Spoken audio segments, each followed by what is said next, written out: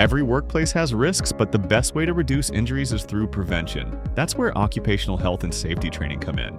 From construction sites to office desks, safety starts with awareness. Understanding hazards is the first step in preventing them. Proper training equips employees with the skills and knowledge to stay safe, whether it's lifting heavy objects, wearing PPE, or handling machinery. Emergency preparedness is a crucial part of workplace safety. Knowing how to respond in high-risk situations can make all the difference.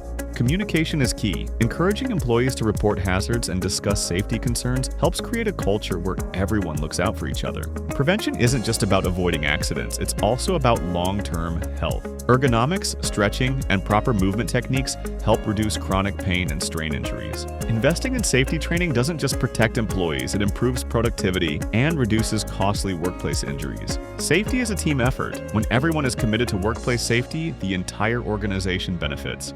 Learn more about workplace safety. Visit Medcor.com.